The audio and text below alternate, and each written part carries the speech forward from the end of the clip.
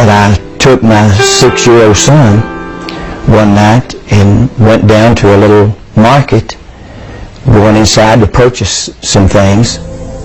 And on the way in to that market, I met a gentleman coming out the door, and an argument erupted, and before I knew it, I had just hit him, knocked him down, and he fell into a stack of bottles.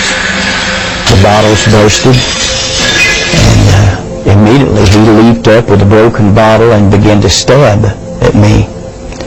I lifted my left arm to try to stop the blow, and the bottle actually severed the biceps muscle, the major arteries in my arm, and I was bleeding to death in just a matter of seconds.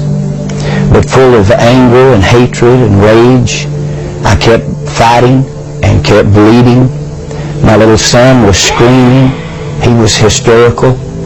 But the man that ran the store came over and said, if you don't get to a hospital, you'll bleed to death in just a few minutes. So he actually took me in my own automobile to the hospital, and when we entered the emergency room, I was barely conscious. And as the medical attendants began to work on me, I could hear their voices, and I could hear them saying, we can't help him. He'll have to be transported to another hospital. Probably will lose the arm. And as they loaded me into an ambulance, my wife had arrived by that time and got in the ambulance with me. But as they pulled out of the parking lot of that hospital, a young paramedic looked down into my face, and I could barely see him. I was so weak. But he said, sir, you need Jesus Christ. And I didn't know Jesus. I didn't know what he was talking about.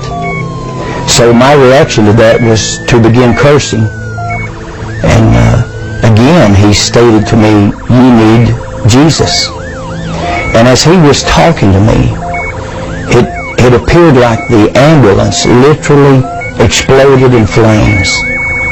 I thought it had actually it filled with smoke, and immediately I was moving through that smoke as if through a tunnel.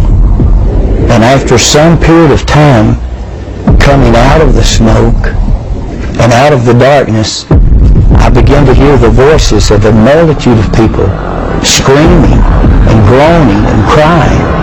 But as I looked down, the sensation was looking down upon a volcanic opening and seeing fire and smoke and people inside of this burning place screaming and crying. They were burning, but they weren't burning up. They weren't being consumed.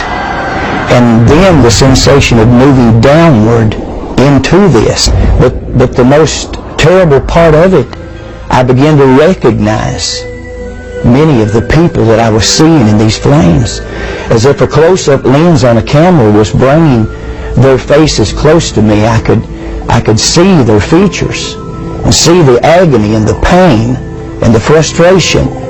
And a number of them began to call my name and said, Ronnie, don't come to this place. There's no way out. There's no escape. If you come here, there's no way out. And I looked into the faces of one that had died in a robbery attempt, who had been shot to death and bled to death on the sidewalk. And I looked in the face of 2 others that had died drunk in an automobile accident. And I looked into the face of others that had died of drug overdoses that we had partied together, and the agony and the pain. But I believe the most painful part of it was the loneliness. And the depression was so heavy that there was no hope. There was no escape. There was no way out of this place. And the smell was like sulfur, like an electric welder. And the stench was terrible. And as I looked at this, and I felt like there was nothing in this world that could frighten me. My life was wrecked. My marriage was wrecked. My health was wrecked. But now I'm seeing something that literally scares me to death because I don't understand it. And as I'm looking into this pit, this place of fire and screams and torment, I just fade out into blackness. And when I open my eyes, I'm in a hospital room in Knoxville, Tennessee. My wife is sitting by. There have been multiple stitches put in my body. My arm was spared. There was almost 100 stitches. And I still hear the screams. I could still smell the terrible smell. I could still feel the heat. And I could still hear the voices of people that I've known through the years screaming for me to go back. And through the days to come, I tried every way to get that out of my mind.